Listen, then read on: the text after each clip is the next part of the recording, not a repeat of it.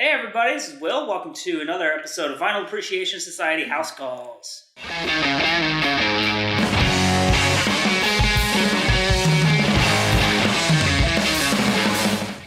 Hey guys, it's Will. We're here with Logan. Thank you for having us today.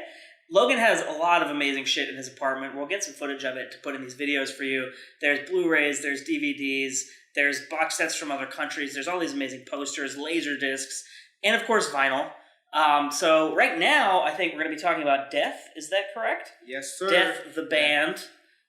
Logan has quite the Death collection. Do you want to preface this with anything, or should we just start going in? I guess we should talk a little bit about my journey into metal. Yeah, let's do that. It's it wasn't a quick one. It was like a slow one, but then. Would you call it a descent? It was a descent. Once it grabs hold of you, there's no turning back.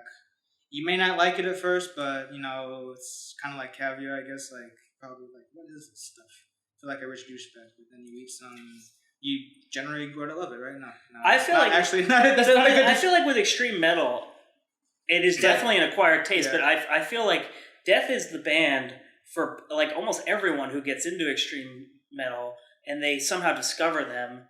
Obviously this isn't true of like OG people who were listening to Death when they first came out. Yeah. But people who've gotten into it later go back and find Death, and it's like this epiphany of like finding the thing that you were looking for. Yeah.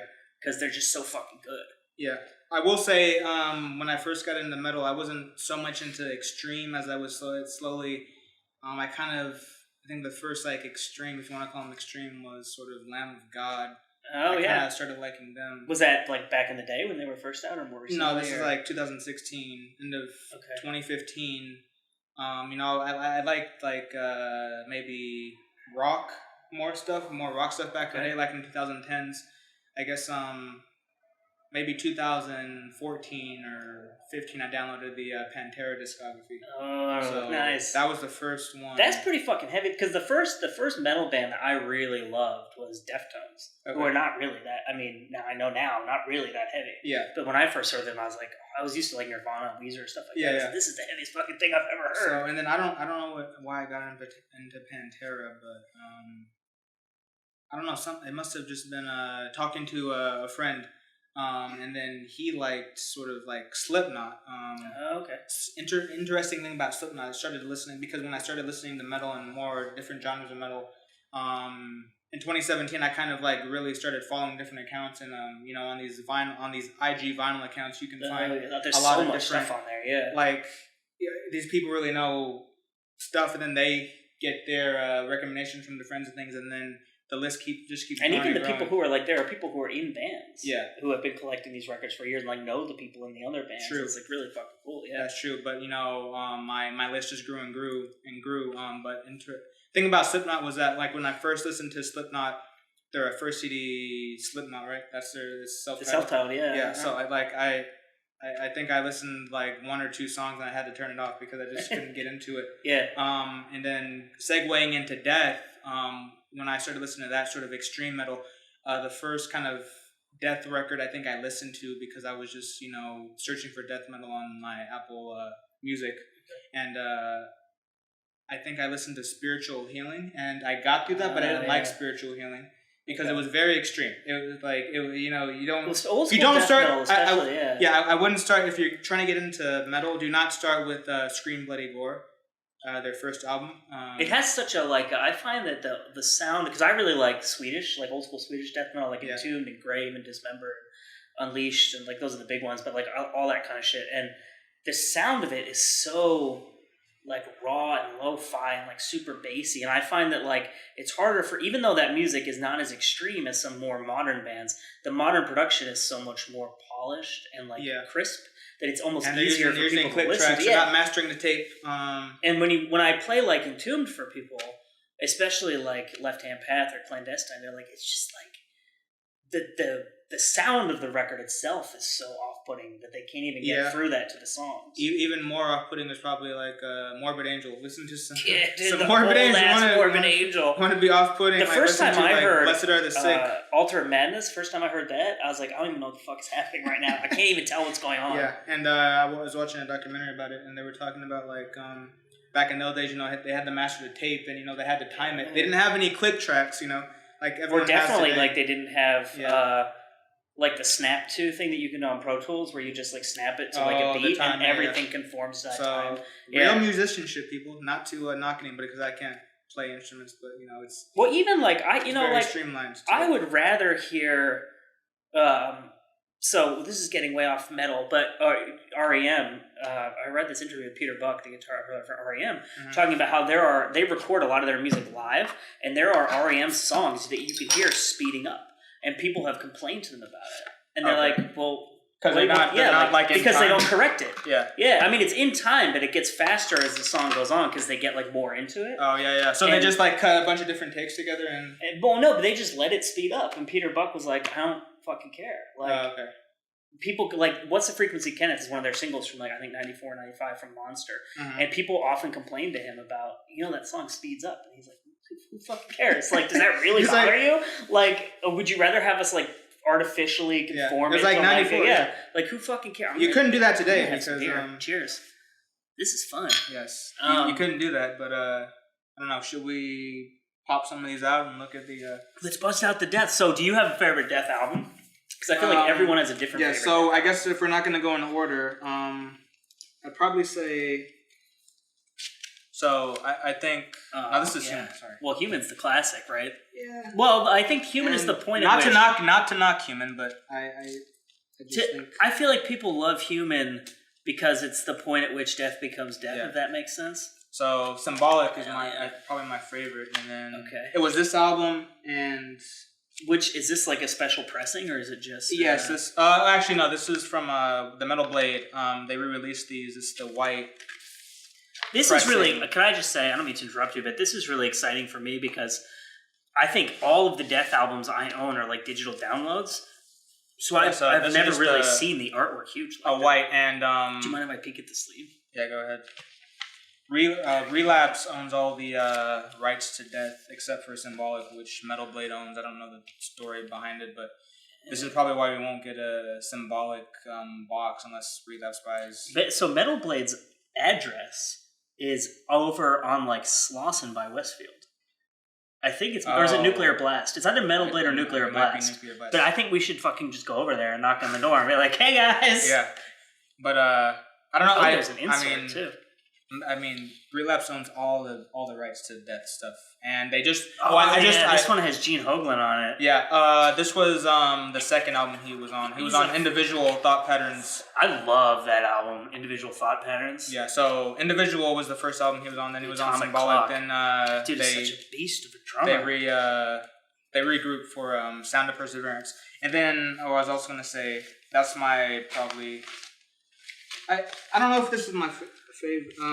If someone put a gun to my head, this is Sound of Perseverance. I would pick this as my favorite Death album. I don't know if this is my favorite. I just got into them. I started listening to Death because of Symbolic, and then I listened to this. Then I went back and forth. I got sick of this one, listened to this, got sick of this, listened to Symbolic. But these are really the albums that got me into them because that's the black version. I did buy I do have another pressing of this. So this is just standard black vinyl. Which, do you know this which is year? Interesting because they have the pressing dates as 98, 2011, 2016, but I know why, because they first released this in 2016. This was a 2016 re-release. Okay. This was a 2017 re-release. Relapse re-releases the Death stuff once a year, and it sells out every single time, and they make a ton of money in half a day.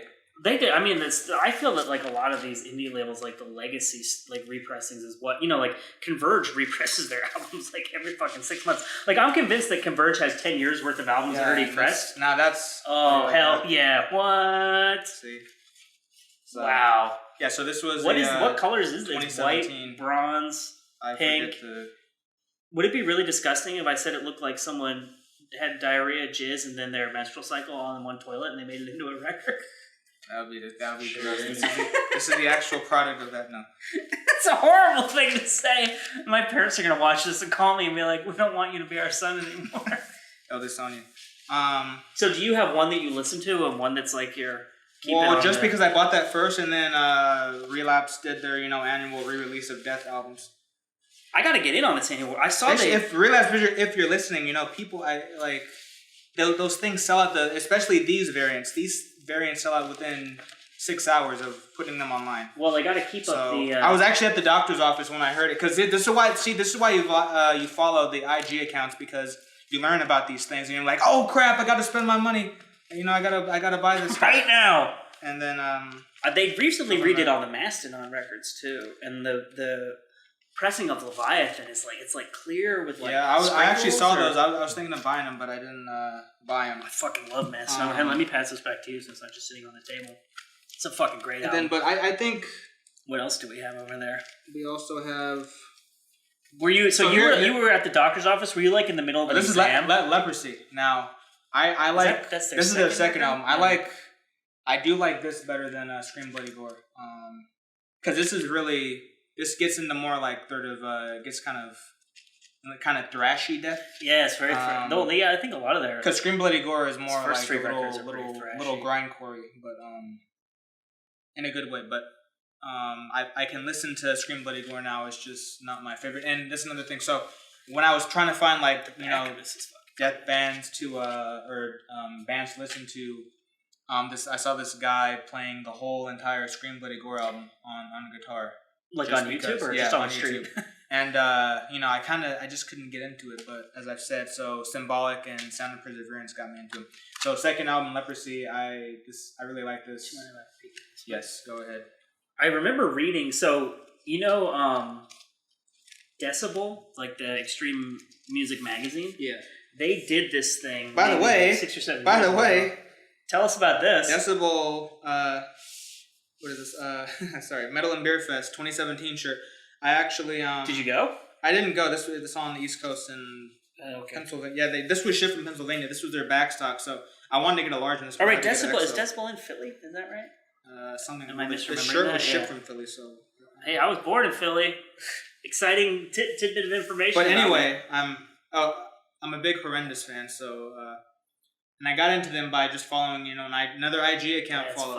And Horrendous. And I feel like Instagram is the new version of. So when I was younger, and I used to buy all these bands like records on CDs, I would go into the liner notes, and I would find all the bands that they thanked, and then I would go and listen to those bands, and that's how I was discovering new bands. And I feel like that's like Instagram is like the new version of that. Yeah. What do we got? And then Human, of course. Did you buy any of these at Amoeba? I bought Human at Amoeba. I should tell you we're in Hollywood right now. We're actually not that far from Amoeba. Do you walk to Amoeba? I do walk to Amoeba, so it's about a 20-minute walk for me. I speed walk. Apparently, everyone tells me I walk extremely fast. I need to slow down.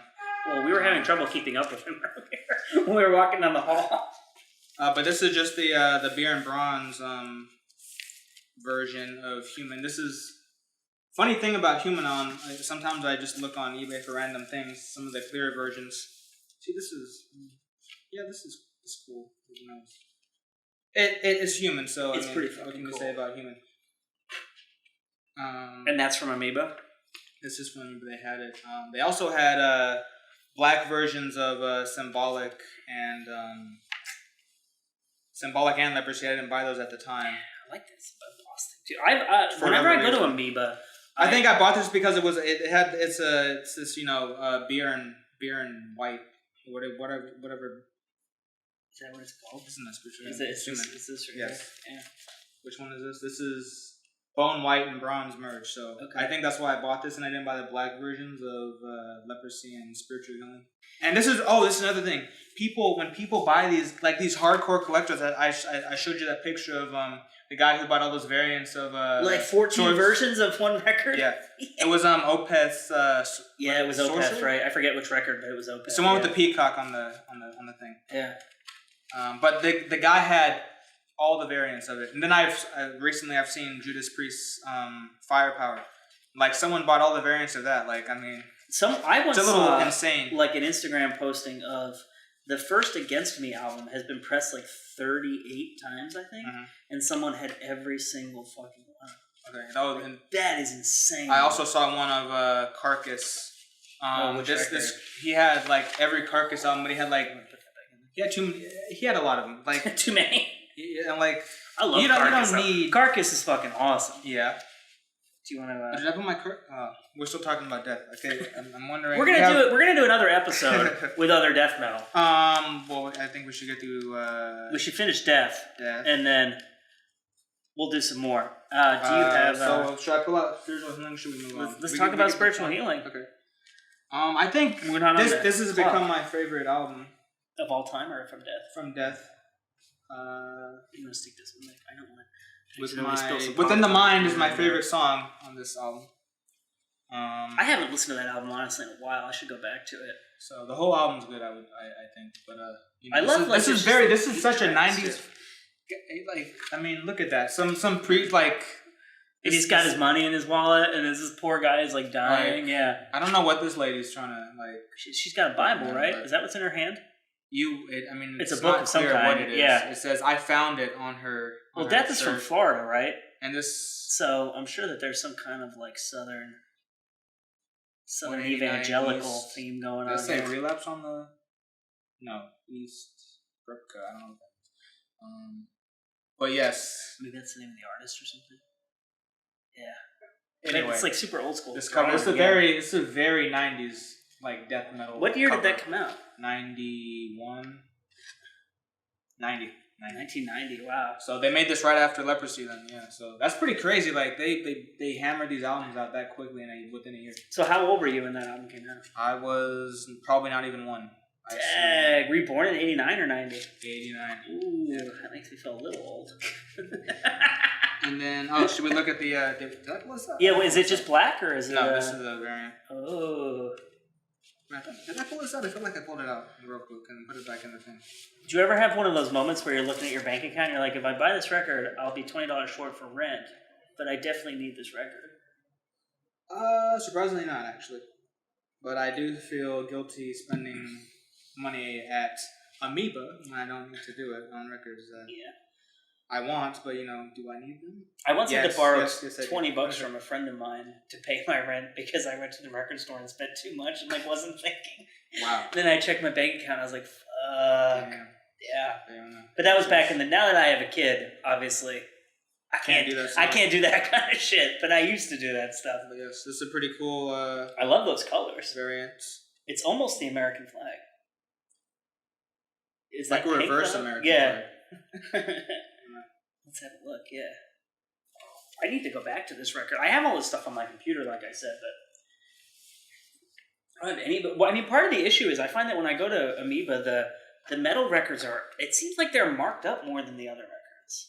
Like I bought... Hey, look at these short-ass shorts they're wearing. Hell yeah, that's the style, dude. You gotta get the short-ass shorts. You need the long hair, the short-ass shorts, and the guitar with the angular headstock that's pointing down. And all the tuning pegs are in a row. It's like is it a Jackson? Is that what they're playing? I don't know. They have. Yeah, these dudes are goofy as fuck. If you were to just see a picture of them, you'd be like, "Who are these goofy ass dudes?"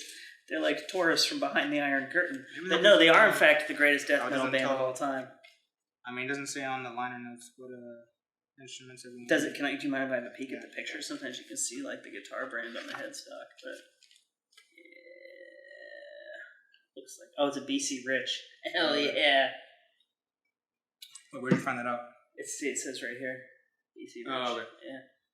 And then he's wearing a Morbid Angel shirt. Yeah, Morbid Angel is awesome. He's wearing a death shirt. I love it when people wear their own shirts. But they're doing it in the whole thing, wearing the death. Are they really? They're just repping themselves. Yeah. Nothing wrong with that. Oh, interesting thing about Morbid Angel.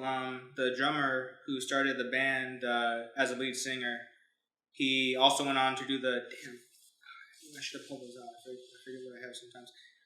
Basically, he started Morbid Angel, and then something happened, and he went on to form Nocturnus, and he went on and did the Nocturnus stuff, and then Mike Browning was the drummer, lead singer, and then what's his name? The bassist. He's the bassist and lead singer now. Honestly, don't know. But I know you're talking about his name. Yeah, but off the top of my head, I can't remember. See, this is why you should research before you do these videos. But anyway, he took over the band, and we know he's still the lead singer, and of course, as a goth or. Oh yeah. I'm butchering his name. I'm sorry. I'm gonna get. Oh, I know who you're. Hate on this in the comments, but he was with them the whole time. Trey, right? Trey. I don't know how to say his last name. As a goth, I want to say, but that's not how you say it. Yeah, but it's something like that. It's close enough. Do you have Scream Bloody Gore or no? I do. Yes. Ooh, more! Okay, we have 2 more. Let's do it. What do we got? Okay. So we have, Scream Bloody Gore. The album that I can listen to now. And wasn't your favorite at first? Yeah. Very extreme. And this is like, I think a lot of people might point to this as like the birth of death metal, right? Or the other argument is Seven Churches. Possessed. Yeah. Yeah. So nice read, very appropriate for the macabre, we almost had an accent violent there. nature of this album. Oh yeah, God, look how fucking young he is, Chuck. Yeah, he started Mantis and then he formed Death. Yeah. And they were in the Bay, right? And then they moved back to Tampa? Or am I getting that wrong? No, they were in Tampa the whole time. I thought they went to the Bay at some point. I read this like... To the Bay? No, because they recorded the album in But I mean before Death. Like, at some point he moved to the Bay because he's from Florida. Metallica was, like, blowing up and he was, like, trying to get in on that. Oh, I don't know. And then he moved back to Florida. I don't know if that's true. Like, years ago, I read, like, an oral history of Death that was printed in Decibel. Mm-hmm. But I might not be remembering it correctly because that was, like, 2011 I read that. Okay. I don't think that's true because, like, at the studio where they recorded because of this album they recorded like every death metal album in the 90s at the studio who recorded this. That's what we should have looked up. Should we bust it out? Yeah. It's a very famous studio.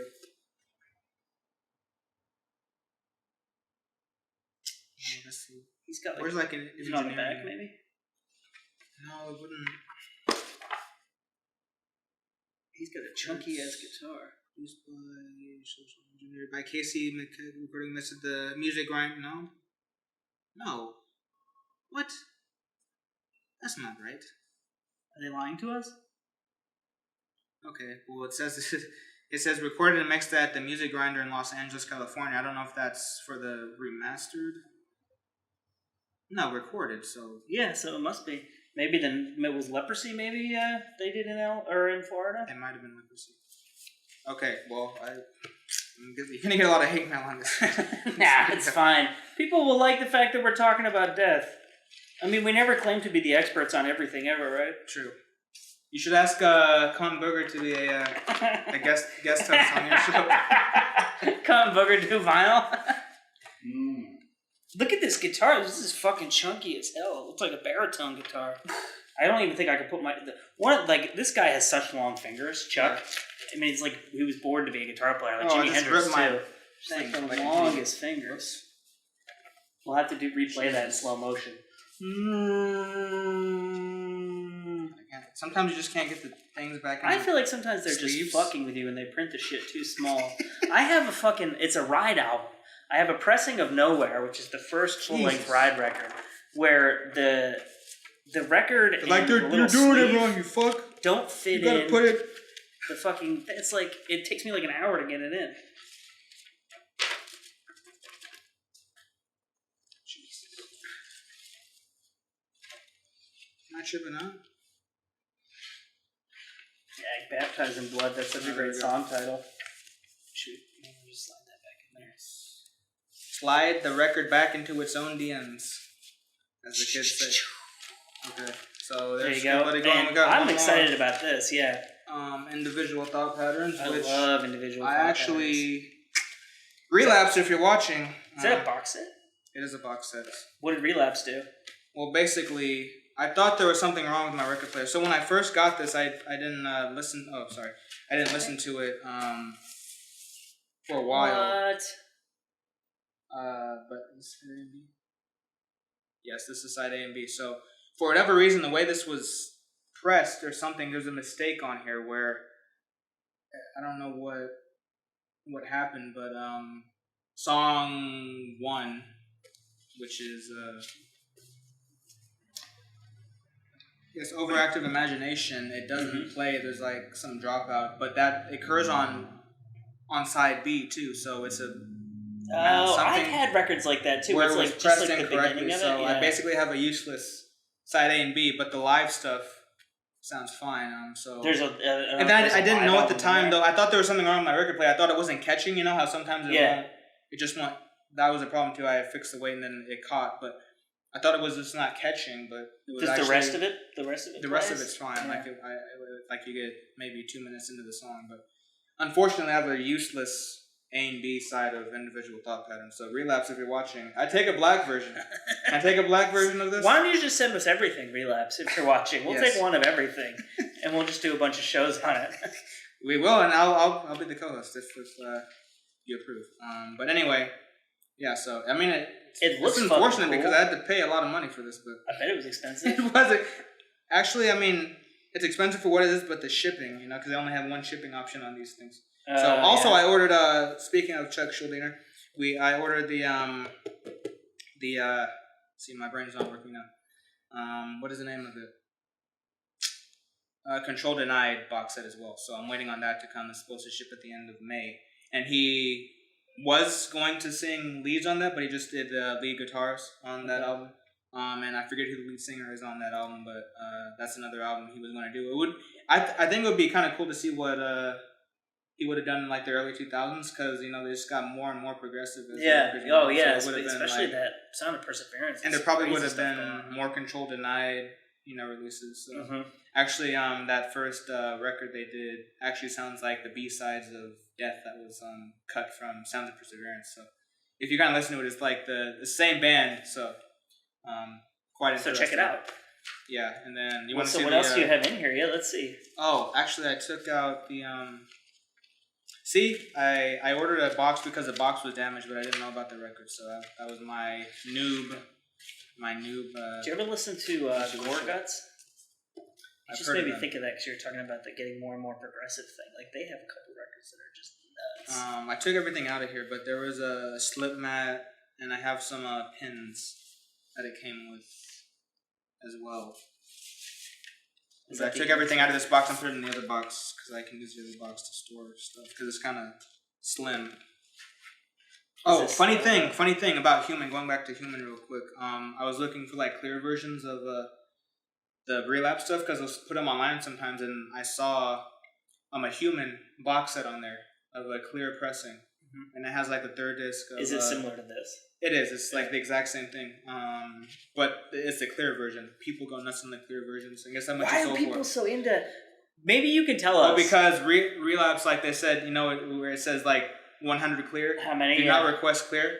And so then, like, they'll give them to the band or whatever. Then they can do whatever they want with them. Oh, I see. That's why, yeah. And then so that. But I find that, like, in general, people really want and go nuts for clear vinyl, which is strange to me. Yeah. I think because it's like closer to black and people are in like that's kind of cool. But well, and it's a death, like Death. Human. I don't know. Everyone likes Human. It's just I'm not knocking Human. It's just like I like spiritual healing a little bit better. He hates Human. I don't know. I don't hate Human. It's a Human hater. I don't hate Human, but here's the second disc. More of the same. This is the the live stuff. The melted candy cane look. Yes. Peppermint, right? Yeah. I do really like clear that has color in it like that. Yeah. We've got a couple really fucking cool records like that. Belphegor, I think on Nuclear Blast, the most recent Belphegor album is like, it's like a black and jizz colored splatter on clear. Black and jizz colored. It looks like jizz. It really looks like jizz. I'm like, I don't know what else you would call this color. That's what it looks like. Someone made a Jackson Pollock. Some pressing Jackson Pollock record. Some pressing Can I get the Jackson Pollock variant? Can we do a jizz color? The Jackson Pollock. My God, I love Jackson Pollock. My wife is a Jackson Pollock hater. Sometimes we have fights about it. But yeah, I forgot to pull out a lot of stuff actually because I forgot what. Then we can just do more episodes, right? Okay. The more the merrier. Yes. So, any final words on Death as we wrap this up? Death is awesome. Death, the greatest death metal band of all time. Did they get me into death metal? Was it the first? Were they They had to be the first death metal. Or was it in the Carcass one first? First death. No, Carcass. I feel like Carcass would be more extreme than Death. My first death metal band was Entombed. Okay. And I still to. I forgot to pull out my Entombed records. Well, we'll do another. We're doing another death metal. Okay. I have a lot of death metal. See. A lot of death. Well, you can never go wrong with death metal. You can never have too much death metal, and that's something that everyone at home should know. Yes. Especially if you have kids, you gotta play death metal for your kids. Like, don't play them children's music. I don't understand why people play their kids children's music. Like, my son is a huge Led Zeppelin fan. Like, would you rather have your kid listening to Led Zeppelin or like Row, Row, Row Your Boat? Like, you fucking kidding me? How about the Led Zeppelin version of Row, Row, Row Your Boat? Yeah, like the 25-minute live version. Oh, row your boat! I can just imagine fucking Robert Plant singing that and turning it into some kind of sexual innuendo. Woman, row your boat on my cream. There you go. That's a good. I think that's a good note to end it on. Yeah. So thank you for watching. That's Death. That's a fucking great collection, and we'll be back with more Vinyl Appreciation Society house calls.